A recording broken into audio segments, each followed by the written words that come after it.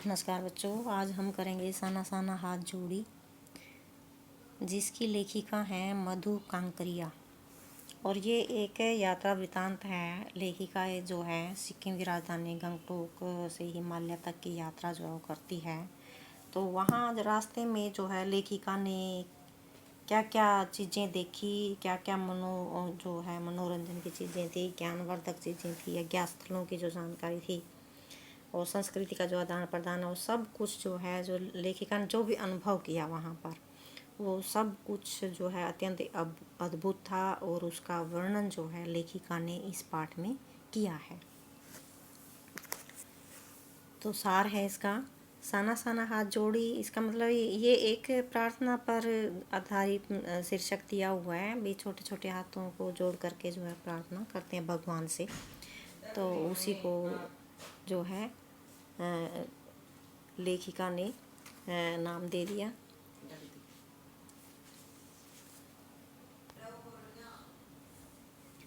एक प्रार्थना के आधार पर जो है नाम रखा है साना साना हाथ जोड़ी। ये मधु कांकरिया द्वारा रचित एक यात्रा वृतांत है, यानी जहाँ घूमने जाते हैं उसका वर्णन जो है अपने शब्दों में करना। जिसे लहासा की ओर पाठ था वो यात्रा वृतांत था। इस पाठ में लेखिका ने सिक्किम राज्य की राजधानी गंगटोक से हिमालय तक की यात्रा का सजीव एवं भावपूर्ण वर्णन किया है। लेखिका का मत है कि यात्राओं से मनोरंजन, ज्ञानवर्धन एवं अज्ञात स्थलों की जानकारी के साथ साथ भाषा और संस्कृति का आदान प्रदान होता है। यानी यात्राओं पर जब हम जाते हैं वहाँ पे मनोरंजन की चीज़ें होती हैं, ज्ञानवर्धक चीज़ें होती हैं, अपनी संस्कृति होती है, क्या स्थल होते हैं उनकी संस्कृति का आदान प्रदान होता है।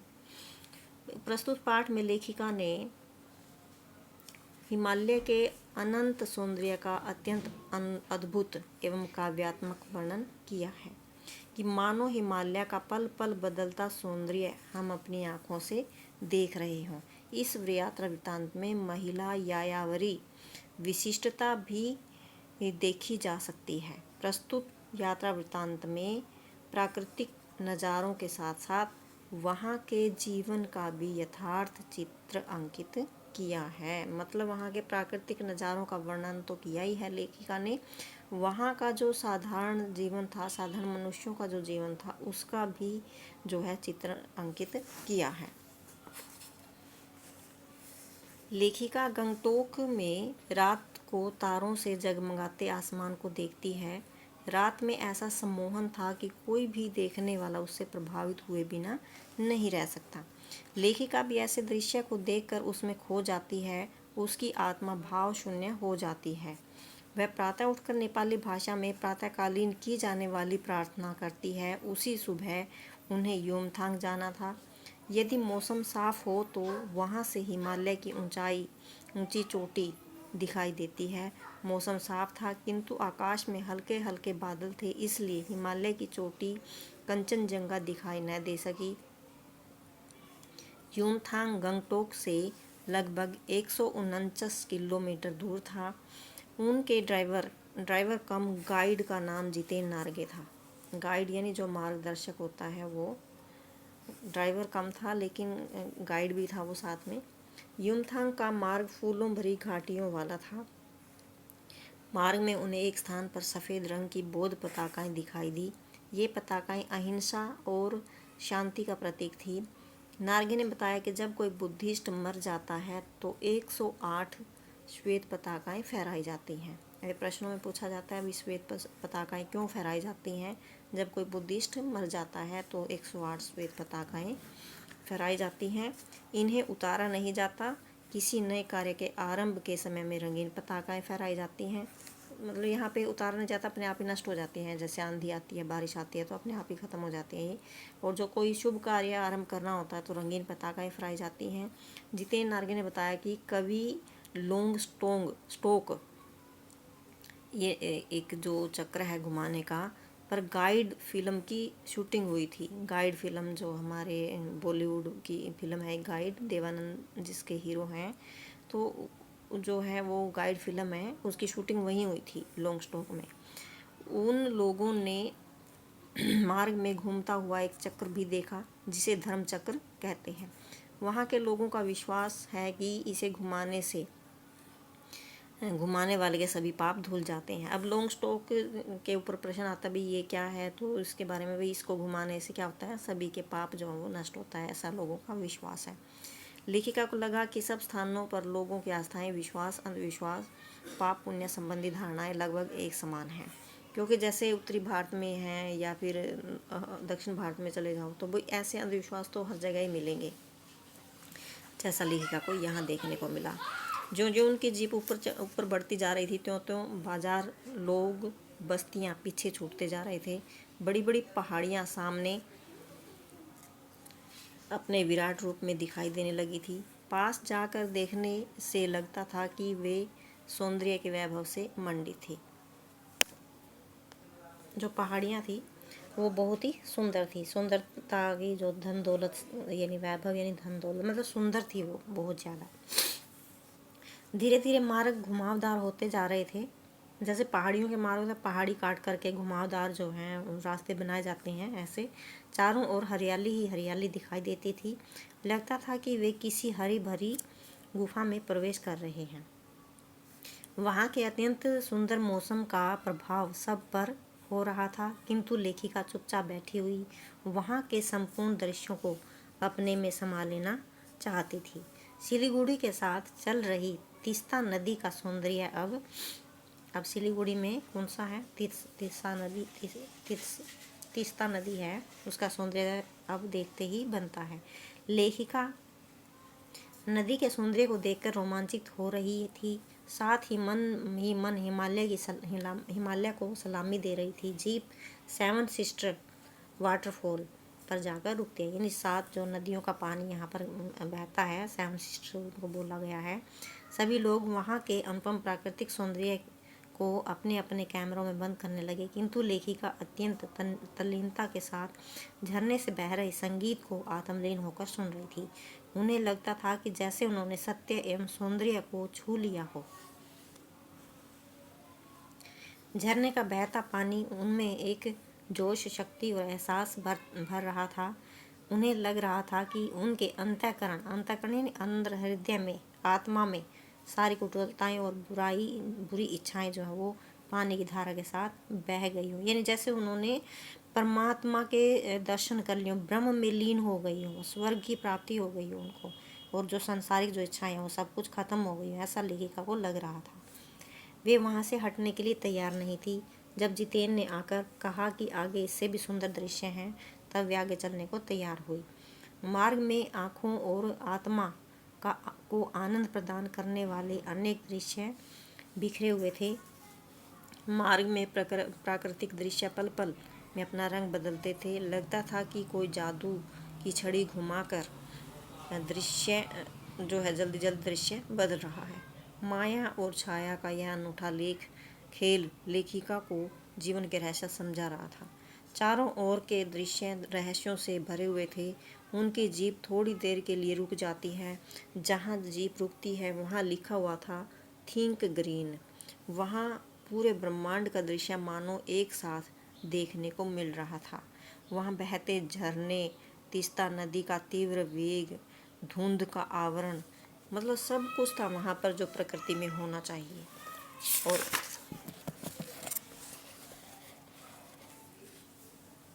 ऊपर आकाश में बादल थे और हवा धीरे धीरे बह रही थी। आसपास खिले हुए फूलों की हंसी बिखरी हुई थी। संपूर्ण अद्भुत वातावरण को देखकर तो ऐसा प्रतीत हो रहा था कि हमारा अस्तित्व भी इस वातावरण के साथ ही बहता जा रहा है। धुंधली चादर के हटते ही सामने विपरीत दिशाओं में खड़े पहाड़ दिखाई दिए। इन पहाड़ों के बीच स्वर्ग के समान सुंदर दृश्य बिखरे हुए थे। पर्वत, झरने, फूलों, घाटियों और वादियों के सुलभ नज़ारे लेखिका को कहीं बहुत गहरे अपने आप से जोड़ रहे थे। उसकी आत्मा उदार होती जा रही थी। उसे लगा कि वह ईश्वर के बहुत समीप है। मतलब इतना सुंदर दृश्य देखने के बाद लेखिका क्या क्या सोच रही है, जैसे वो ईश्वर के पास आ गई हो, क्योंकि इतनी सारी सुंदरता एकदम देखने में क्या कैसा लगेगा? ऐसा ही लगेगा जैसे ईश्वर के पास आ गए। वहाँ पर्वत था, झरने थे, फूल थे, घाटियाँ थी, वादियाँ थी, वहाँ पे धुंध थी, वहाँ पे बादल थे, वहाँ पे सब कुछ था। तो वहाँ ऐसा लगा जैसे वो स्वर्ग में आ गई हो। और उसके होठों पर फिर वही प्रार्थना साना साना हाथ जोड़ी आने लगी। कुछ ही दूर चलने पर लेखिका की दृष्टि पहाड़ी औरतों पर पड़ी। वे औरतें पत्थर तोड़ रही थी। उनकी काया कोमल थी, किंतु उनके हाथों में हथौड़े और कुदाल थे। कुछ की पीठ पर तो उनके बच्चे भी बंधे हुए थे। वे पूरी ताकत के साथ पत्थर तोड़ रही थी। वे उस अलौकिक सौंदर्य से निरपेक्ष अपनी जीविका के संघर्ष में लगी हुई थी। लेखिका को एकाएक लगा मानो किसी समाधि भाव से नाचती नृत्यांगना के घुंघरू टूट गए हों। स्वर्गीय सौंदर्य के बीच मौत, भूख और जिंदा रहने की लड़ाई उनके सामने थी। मतलब ऊपर जो वर्णन दिया है सब कुछ स्वर्ग था, लेकिन यहाँ जो दिया है वहाँ पे औरतें जो काम कर रही हैं तो ऐसा लगा जैसे किसी जो अप्सरा है उसके पैरों से जो घुंघरू हैं वो टूट गए हैं। और वहाँ पर देखा स्वर्गीय सौंदर्य के बीच में भूखे लोग हैं, जिंदा रहने के लिए उनको लड़ाई करनी पड़ती है। तो ये जब जो कठिनाइयाँ उनके सामने आ रही थी, पूछने पता चला कि ये पहाड़ियाँ सड़क को चौड़ा करने का काम कर रही हैं। ये बहुत ही खतरे से भरा हुआ कार्य है। आपको हैरानी होगी, किंतु इस काम को करने में बहुत से लोगों ने तो मौत को भी जुठला दिया है। लेखिका गहरी चिंता में डूब गई थी।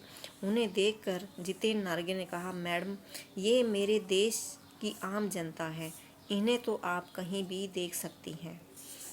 आप पहाड़ों की सुंदरता को देखिए, जिनको देखने के लिए आप पैसे खर्च करके आई हैं। किंतु लेखिका सोच रही थी कि मेरे देश की जनता कितना कम लेकर कितना अधिक देती है। तभी विश्रम सुंदरियाँ किसी बात पर खिलखिला पड़ती हैं और लेखिका को लगा कि खंडहर ताजमहल बन गया हो। मतलब कितना कम देकर भी ये बहुत कुछ हमें देते हैं। यानी मजदूर जो है कितनी मजदूरी लेता है, 200 रुपये, 300 रुपये, 400 रुपये, लेकिन देता कितना है हमें? हमें इतनी चौड़ी चौड़ी सड़कें बना करके देता है, हमें इतनी बड़ी बड़ी बिल्डिंग बना के देता है, तो वो रहता कहाँ है? झोपड़े में। तो यानी कितना, जब लेखिका ने कहा कि मैं कितना कुछ दे करके हमें वो लेता कितना है, बहुत कम लेता है। जीप चढ़ाई चढ़ती जा रही थी। हेयर पिन बेंट से पहले एक पड़ाव पर बहुत सारे पहाड़ी बच्चे स्कूल से लौट रहे थे। वे लिफ्ट मांग रहे थे। जितेन ने बताया कि यहाँ स्कूल बस की कोई व्यवस्था नहीं। नीचे तराई में एक स्कूल है, दूर दूर से बच्चे वहीं पढ़ने आते हैं। ये बच्चे पढ़ते ही नहीं, अभी तो अपनी माताओं के साथ मवेशी भी चराते। मवेशी यानी जो वो पशु रखते हैं उनको चराते हैं, पानी भरते हैं, लकड़ियों के गट्ठर भी उठा कर लाते हैं। अब आगे का मार्ग और भी संकरा यानी तंग हो गया था। जगह जगह चेतावनी के बोर्ड लगाए हुए थे। सूरज ढलने पर पहाड़ी औरतें और बच्चे गाय चराकर लौट रहे थे। कुछ के सिर पर लकड़ियों के गट्ठर थे। शाम का समय हो गया था। जीप चाय के बागानों से गुजर रही थी। बागानों में कुछ युवतियां सिक्किम परिधान पहने चाय की पत्तियां तोड़ रही थी। उनके चेहरे ढलती शाम के सूरज की रोशनी में चमक रहे थे। चारों ओर इंद्रधनुषी रंग छटा बिखेर रहे थे। लेखिका इतना अधिक प्राकृतिक सौंदर्य देखकर खुशी से चीख उठी। युमथांग पहुंचने से पूर्व लोग कुछ समय के लिए लायुंग रुके। लायुंग में लकड़ी के बने छोटे छोटे घर थे। लेखिका थकान उतारने के लिए तीस्ता नदी के पत्थरों पर जाकर बैठ गई। वहाँ का वातावरण शांत था। ऐसा लग रहा था मानो प्रकृति अपनी लय, ताल और गति में कुछ कह रही हो। इस फर में लेखिका दार्शनिक सी बन गई। रात होने पर जितेन व अन्य साथियों ने नाच गाना आरंभ किया था। लेखिका की सहयात्री मणि ने अति सुंदर नृत्य किया। लायुंग के लोगों का मुख्य व्यवसाय आलू, धान की खेती और शराब था। लेखिका की इच्छा वहाँ बर्फ़ देखने की थी, किंतु वहाँ बर्फ़ दिखाई नहीं दे रही थी। वे लोग इस समय 14,000 फीट की ऊंचाई पर थे। एक स्थानीय युवक का मानना था कि यहाँ प्रदूषण के कारण स्नोफॉल नहीं होता। उसने बताया कटाव नामक स्थान पर बर्फ़ देखने को मिल सकती है। कटाव को भारत का स्विट्ज़रलैंड कहते हैं। तो प्रश्न आता है जो भारत का स्विट्ज़रलैंड किसे कहते हैं, या कटाव को भारत का स्विट्ज़रलैंड क्यों कहते हैं। मतलब दो तरह से प्रश्न पूछा जाता है। तो कटाव को अभी तक टूरिस्ट स्थान नहीं बनाया गया था, इसलिए वह अपने प्राकृतिक स्वरूप में था। लायुंग से कटाव का सफ़र केवल 2 घंटे का था। अब रास्ता और भी खतरनाक था। सब लोग खामोश बैठे हुए थे। जितेन अंदाज से गाड़ी चला रहा था। वहाँ के सारे वातावरण में बादल छाए हुए थे।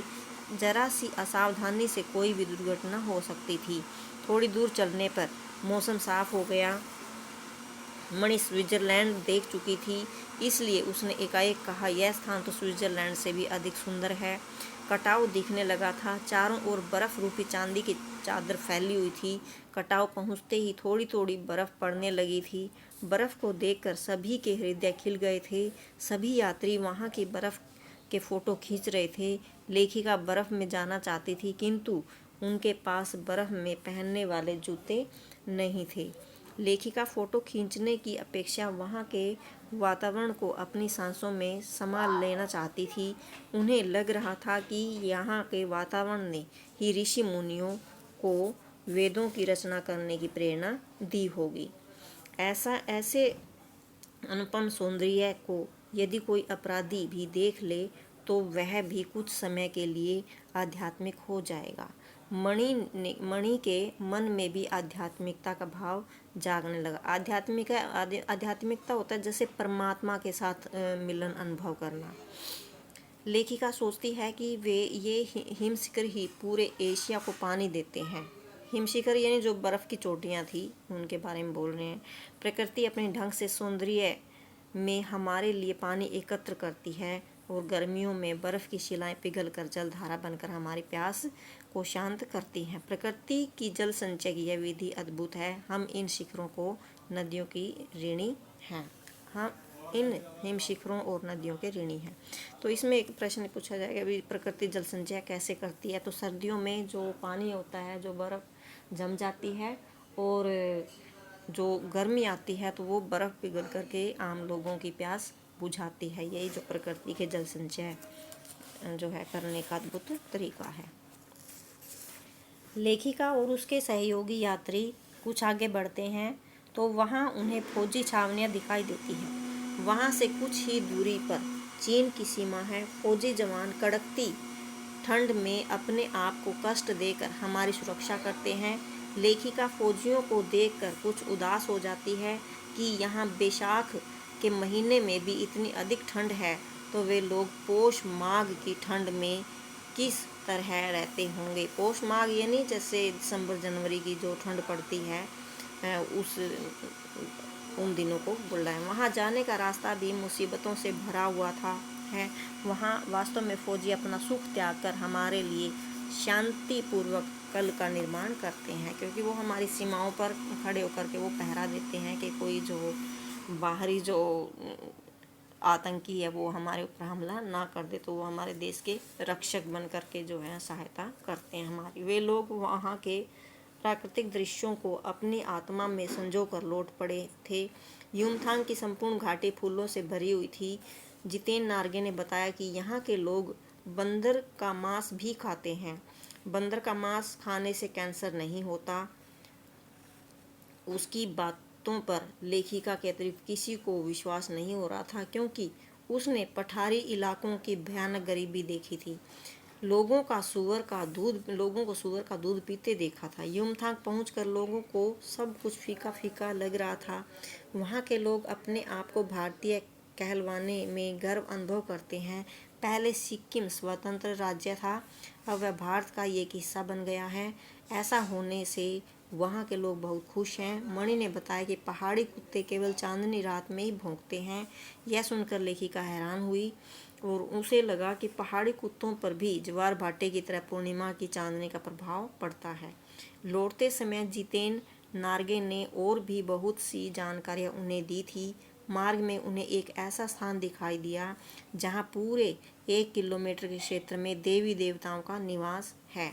जो वहाँ गंदगी फैलाएगा वो मर जाएगा, ऐसा विश्वास किया जाता है।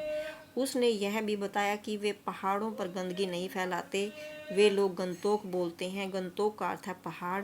सिक्किम में अधिकतर क्षेत्रों को टूरिस्ट स्पॉट बनाने का श्रेय भारतीय आर्मी के कप्तान शेखर दत्ता को जाता है।